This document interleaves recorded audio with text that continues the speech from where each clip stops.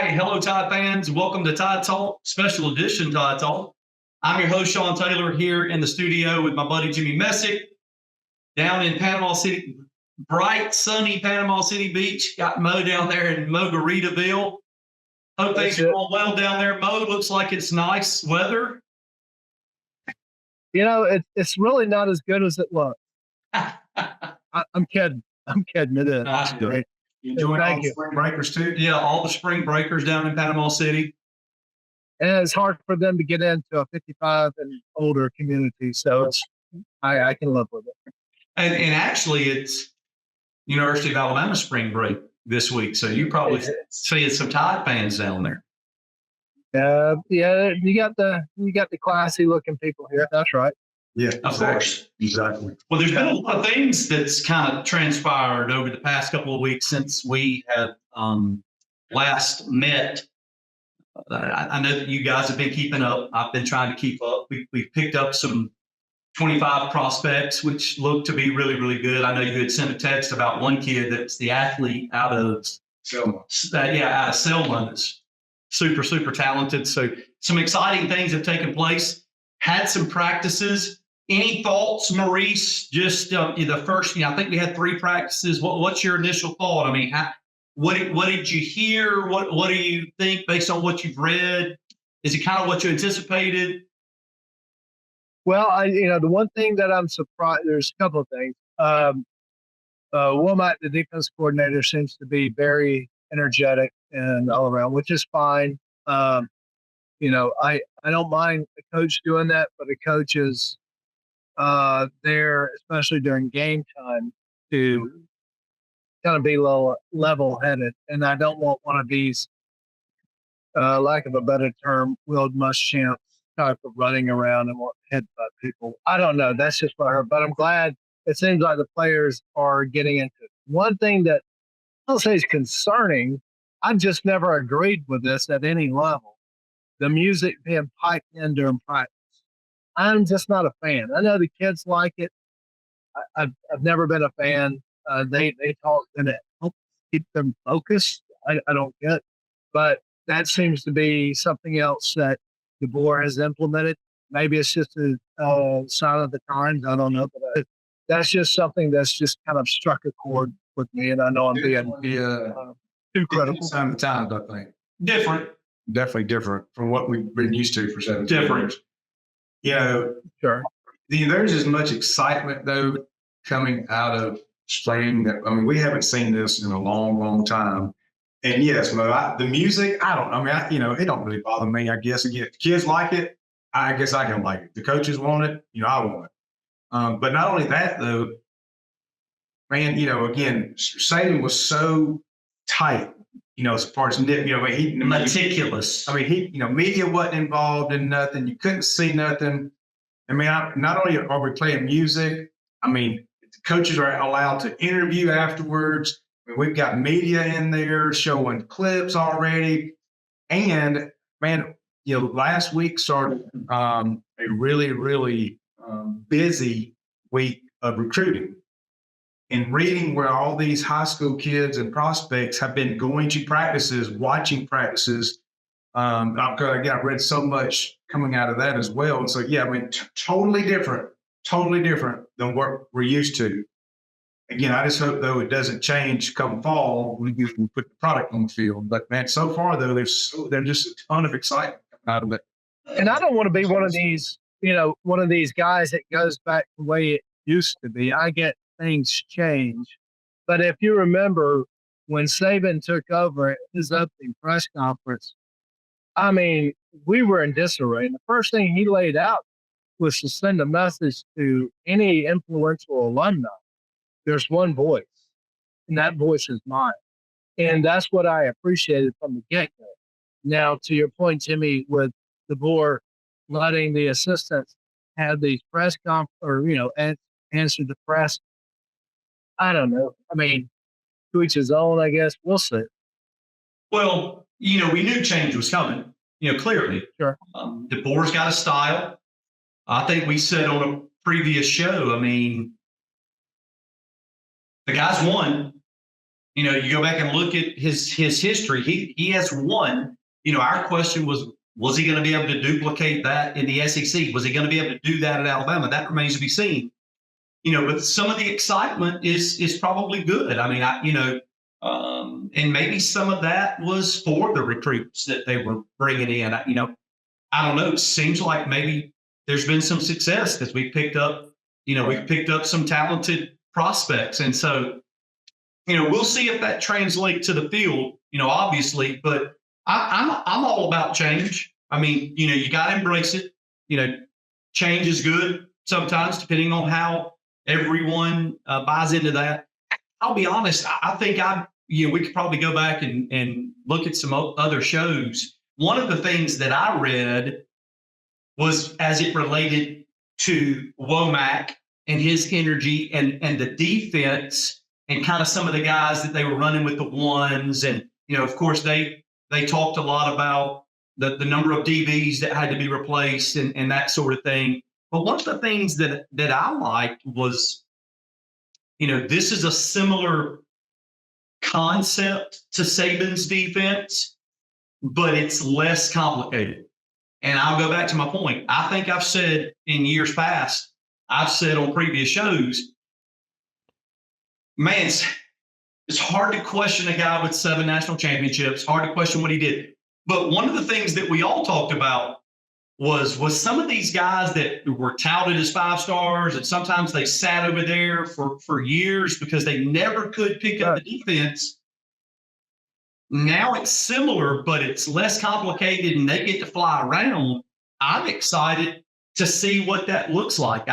Because I've challenged that before with respect to Saban in times where I thought that maybe that has hurt us in particular areas. Now, again, I'm not fans.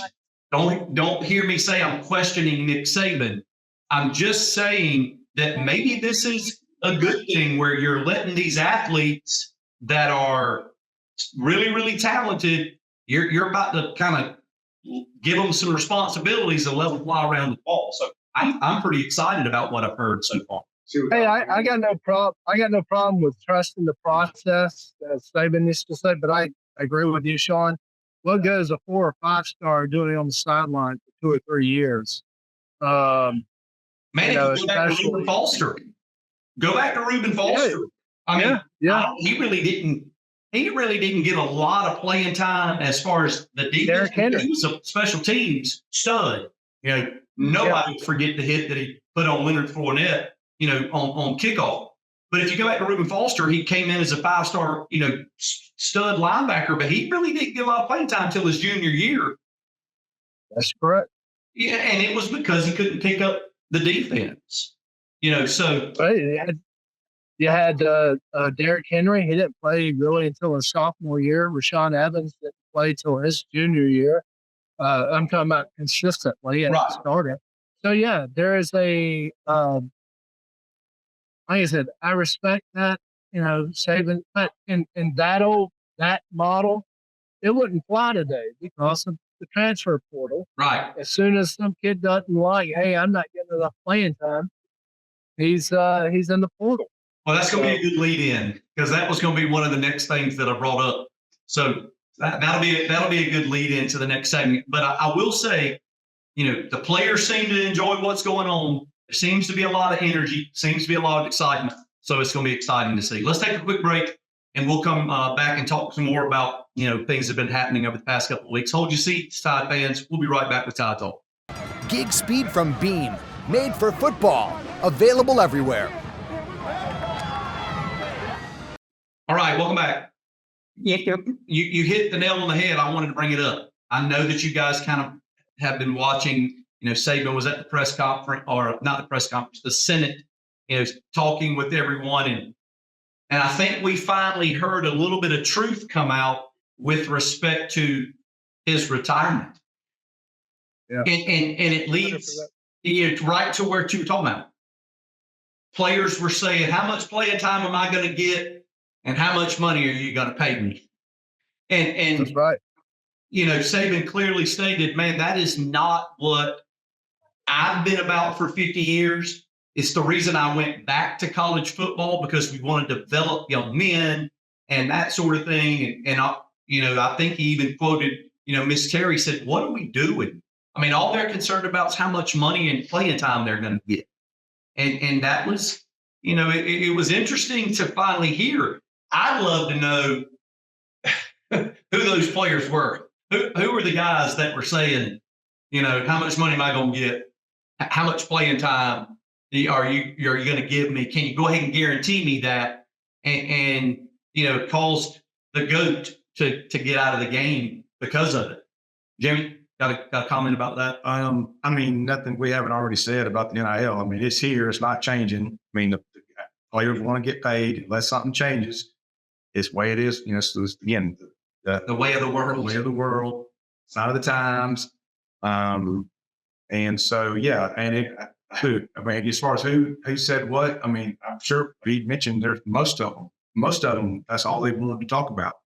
So again, I'll be curious to see how the board handles that moving forward. But it is what it is. I mean, players want to get paid, and right now they're going to get paid. Yeah, Maurice? There's one key thing in your comment about what Coach Saban said for the Senate committee, and he was referencing his wife Terry, when, as you alluded to, what are we doing here? She was off talking to the parents. He said they would have breakfast on Sunday morning and invite all their recruits over, and then she would kind of break off and talk with the parents, and he would talk to the kids. So she comes back to him saying, "What are we doing here?" So this is not only the kids, it's the parents asking about playing time and how much.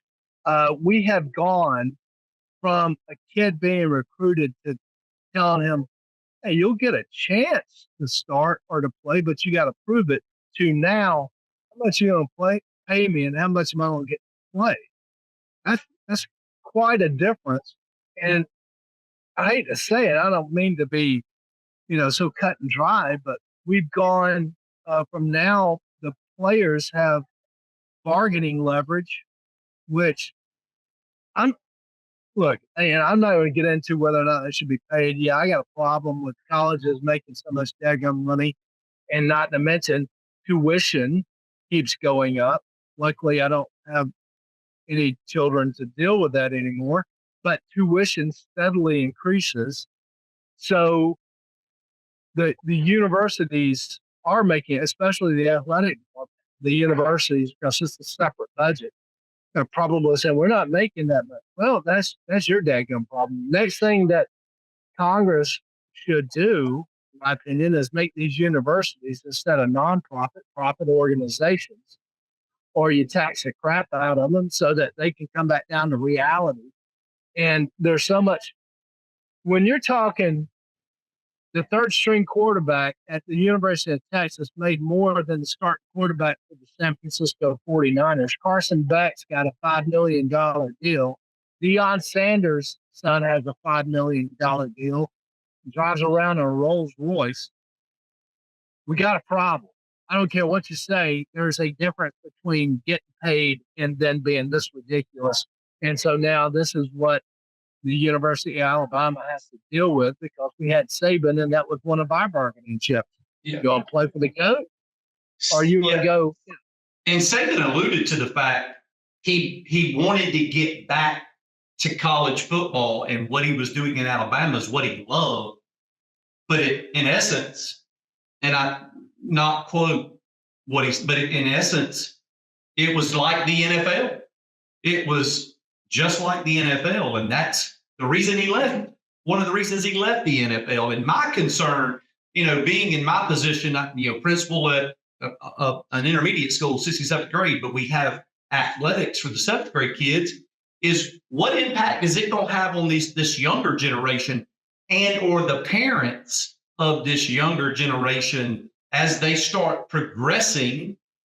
I'll tell you that the Cam Coleman kid that was a Central High School receiver this past year and is going to Auburn, one of the coaches said he pulled up to the school the other day in his 2024 brand new, Challenger and red and black. I mean, and it's just it's concerning for the state of youth and decisions that the parents make and things like that. I was happy to see, some of the comments from our players. Malachi Moore, as an example, just talking about wanting to come back. He was committed to Alabama, and yes, he loved Coach Saban, but he was committed to Alabama, and he wanted to come back to be a part of the program and be a kind of a leader, coming back. And that was, man, that was good to see. Will be refreshing because we do have those guys on our team, just like anybody else out there in the college football world. But we had guys like Malachi Moore. Even Justice Haynes came out and said what he had to say about, basically saying that God was bringing him basically to Alabama. He wanted to play for Alabama. Yeah, it'd be great to play for Saban, but that's he's not leaving because Saban left. We talked about Booker and some of those guys across the line of scrimmage. So yeah, it's going to be it's refreshing to still have those kids out there, and there still will be some of those, true to their quote unquote team. But if anybody can make a change, everybody was saying that they hoped Nick Saban had a voice in this, and if he can't get it changed, be interesting to see who could. then it won't change. And so Well, you've seen where he's already been criticized by one side for his comments. Of course. And I don't disagree. And he never said he was against paying the players. It just has to be, and I don't mean to bang on Jimbo and Texas A&M. That's the first one that I was aware of or that I had heard about, where the alumni in groups formed LLCs to start some fictitious company to recruit a player and pay him millions of dollars. And that's what Saban said. That is not what NIL is about. So then you got this other group saying, "Oh, so now you're begrudging a kid trying to make some money." That's not what he's saying, and you're just trying to take it out of context. It's wrong as far as how college or amateur athletes or organizations ought to be structured. It's just you're completely polluting the system, and it's back to what you said, Shawn. I think it'd be easier to coach in the NFL because you don't have to deal with the contracts. Not to mention, when the contract's up. All the parents. College now, All the contract's up parents. Yeah. So haters are going to hate that. But Jimmy made a good point. Alabama's got to deal with it. Texas has got to deal with it. Georgia's got to deal with it. It will be interesting to see how Kalen DeBoer handles all of this. As well as everything else that we're anticipating. So it just more to add to all of the excitement that's coming. But let's take another break. We'll come back on and talk a little bit about what you guys thought about some of the first couple of spring practices, some of the groupings. But hold your seats, Tide fans. We'll be right back with Tide Talk. Gig speed from Beam, made for football, available everywhere. All right, welcome back, fans. Jimmy, again, 3 practices, not a whole lot, but media was there. You got to see a little bit of video footage. You saw some of the, 1 groupings and 2 groupings and that sort of thing. Were there any surprises that you saw that you thought, might have been different or any? Well, one thing, because obviously Milrow was at the front of the line quarterback, and that was no surprise. But honestly, one thing that kind of jumped out to me, though, was the transfer. His name's not coming to me right now, but the guy came from Washington. We got a couple of their players. Bernard, the receiver. Well, the center. Oh, okay. Yeah, was that in the group 4? The number 1 ranked lineman or number 1 ranked center we got from Washington, and he's at the end of the line. And basically, what I was reading was the fact that he didn't want to show any favoritism. I mean, those guys that come. I mean, all the transfers for that matter, not just the ones from Washington. I mean, they were all in the back of the lines. So the guys that stuck around, the guys that were there, the guys that were coming back, they're getting their chance to show. Now, granted, we all know the center is going to be the number 1 center when it's all said and done. But I respect that from you. But I do respect that a lot from what I've seen so far as the groupings and kind of where we are. Yeah. Yes, Mr. Booth. I know how you move up to the front of that line. How's Snap that? it to the quarterback. Yeah, there you go. Bada bing. There Of you course, go. you know the guy, the Rockmeyer kid. I mean, he was the like #1 ranked center coming out of high school 3 or 4 years ago. So I mean, he's not like he's not bad. But you're right. He's probably not going to be the starting center. Maurice, anything that shocked you? Kind of what you expected? Kind of what I expected. A lot of mixing it up. Really interested in the DB out of USC that came over. Dominique Jackson. Yeah, when he met with Saban when we were out there. Because, as we've mentioned on here, defensive backfield is a little depleted. So anybody with experience D1 level, you're welcome. So I'm kind of interested in that. And right now I'm blindly trusting our new offensive line coach to make some changes, and I don't have a problem with the kid. And you can respect and appreciate the kid being in back of the line and having to work his way up and to prove it. But I think something like that's going to be self-evident because we couldn't. I mean, every Bama fan argued it last year. We can't find somebody that can snap it, 5 yards behind him into the quarterback's hands. So I don't know how much. I hate to be critical, but I mean, if we're going to stay in shotgun, which Washington ran basically all their offense out of, next time we got to have somebody more quarterback. What are your thoughts on the Michigan transfer, the safety I can't think of his name off the top of my head. But they're Sab, I think. They're expecting a lot out of this kid. Sorry if I butchered. They're expecting a lot out of this kid. Well, I mean, Michigan was by a lot of people judged, this past year, even before, as one of the most talented, rich teams that they were going to be. So many were going to be drafted that were eligible. That basically everybody started that was eligible was going to be drafted early in the NFL. Now we'll find out in a month or two. But anybody that started on that team was, pretty much, I don't want to say all American, but they should have been listed. So I'm curious as to how good this kid is. Glad to have gotten, and it definitely helps us out. So I'm looking forward to the spring game. Yeah. So the other thing that kind of jumped out at me was the kid out of Montgomery, the 5-star that was going to be the linebacker / defensive end / Keon Keeley. The guy that they moved in the middle that they're trying to bulk up and I think it was a kid out of Montgomery. Was it not? Or was it Keeley? I thought it was Keeley. Either way, we've got one of those 5-star studs that was the next, Will Anderson, and now they've moved into the interior and they're trying to put a little meat on him. And so I was, curious. Well, to see that. One of the things that kind of jumped out at me, we're trying the communication helmet, and of course Deontay Lawson is that guy, and Milroe would be the guy on the offensive side at this point, but. That's interesting, just see kind of how that plays out. But, man, if you read what they were talking about with respect to Deontay Lawson, like he's the alpha dog, in the huddle, in the locker room, taking on a ton of responsibility, stepping up in a leadership role, more vocal, those types of things. I mean, that's, that we all thought that guy was a stud anyway, but what you just said is kind of what struck. He appears to have a little bit of a different mindset coming into this year, and that can only be dangerous for some people. Right. We talked about too in the past about having that dog on that side of the field or not having that dog on, as far as the leadership. And so, again, like you said, what we read is that, he's taking on that role, which is refreshing to see. Well, and they expect this Sab, I think, the Michigan transfer, they expect him to be a pretty big leader,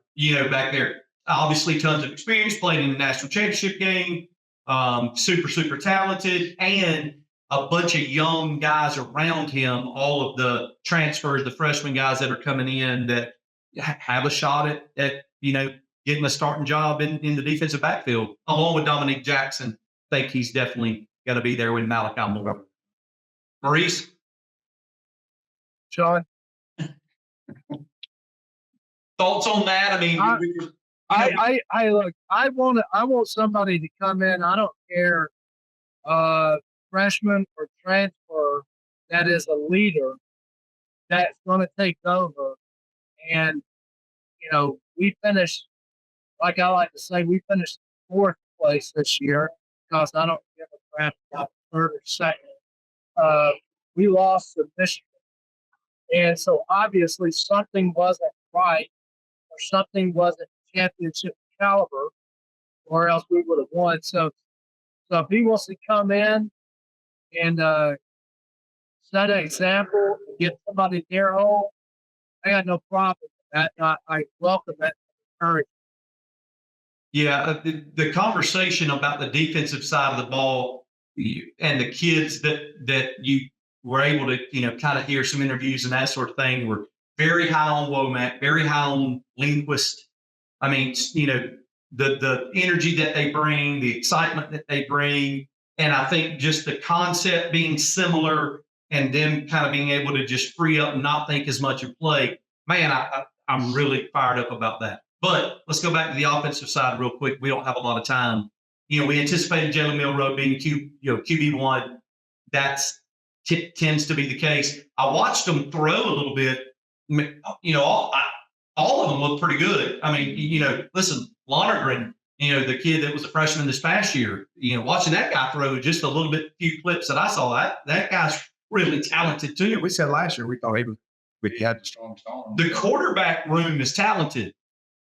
It's going to be exciting. His offensive style, the boards at Alabama with these athletes is really going to be exciting, and I can't wait to see the spring game. I'm looking forward to watching that. I know it's televised, 4:00 Eastern time, 3:00 Central on ESPN.